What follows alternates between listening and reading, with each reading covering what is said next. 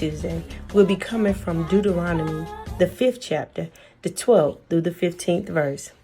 My scripture reading is the 12th verse. Keep the Sabbath day to sanctify it, and the Lord thou God hath commanded thee. The 13th verse, 6 days thou shalt labor and do all thy work. The 14th verse, but the 7th day is the Sabbath of the Lord thy God. In it thou shalt not do any work, nor thou son, nor thou daughter, nor thou manservant, nor thou maidservant, nor thou ox, nor thou ass, nor any of the cattle, nor thou stranger that is within thy gates, that thou manservant and thou maidservant may rest as well as thou. The 15th verse, and remember that thou wert a servant in the land of Egypt, that the Lord thy God brought thee out there through a mighty hand, and by a stretched out arm, thou that the Lord thy God commanded thee to keep the Sabbath day. What was your preferred method of punishment for you as a child? Come on, don't act like you don't remember. When you act up, when you got out of line, what form of justice did you face? For some, it was a good old-fashioned spanking. I was sent to the principal's office in the 3rd grade for acting up, and the principal gave me a spanking. Remember when that was fashionable? I braced myself as the principal be prepared to spank me. She had the reputation as being a home runner hitter. And for those that know, Ms. Lyons didn't play. This Time Out Tuesday, the topic is time out. Why is time out as a discipline so effective? Here, the philosophy behind it is to make children stop from being disrupted or unruly behavior, from taking things away from them, not allowing them to do things, putting them in isolated places that forces them to slow down, be quiet, stop their activity, and reflect on how they are behaving. The goal is, and of course, is to transform or to change that behavior. Now, what if I made that invitation to you? In order to help you to put a halt to some of the unruliness in your life, I would like to invite you to take a break from your daily routine, to find a quiet spot in your house, on your street, in your neighborhood, in the park, in the library. Turn off all electronic devices and all means of communication, and simply be still and reflect on the life God has given you to live. What that short time away will demand for your life will sound like. Maybe we simply need a time out. The Bible has a word for taking time out. It's called the Sabbath.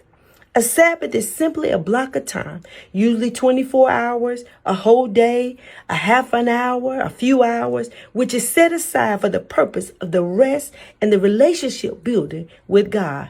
Time out. But Christians, with the help of all of our chaotic culture, we have lost this grasp of the meaning and the significance of the Sabbath. Of course, the ideal of the Sabbath originated in the Bible at the beginning and with creation. After 6 days of work, God rested to rejoice what God had made. This rest was so important that it made God's top 10 list, the 10 commandments, which instructed the Israelites to remember the Sabbath day and to keep it holy. One day of the week is to be set aside for rest and worship, to allow our bodies and our workers and people that are doing things to simply rest. Remember the Sabbath day and keep it holy is what the Bible tells us. You realize that this commandment is placed alongside with the commandment of not to commit murder, not to steal, not to commit adultery. It is just that important. In God's eyes, forgetting to rest is akin to murder. Remember the Sabbath day. I bet it was worded that way because God knew we were going to forget. And God was right. We don't take time out anymore. A whole day of not doing nothing in our world today sounds like crazy.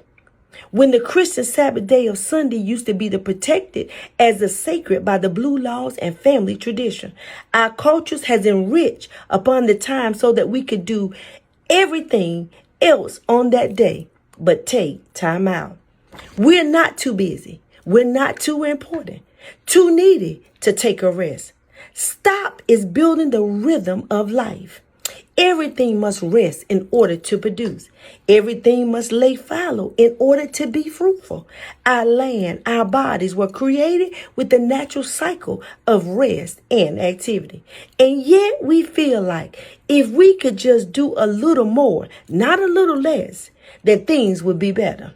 The fact of the matter is that the Sabbath is not going to elbow its way into our lives.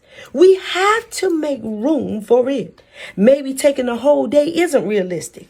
I know people that take Sabbaths from sports and activities for one season or year and use that time to be together as a family.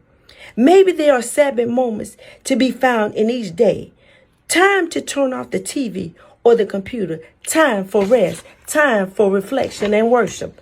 Whatever works for you, find time to take time out. It's not just a nice break. It's a commandment from God. On this Time Out Tuesday, take time out. Find time in your life to be still, to do nothing, to let the waters clear. We know we all have demands placed upon us by family and friends.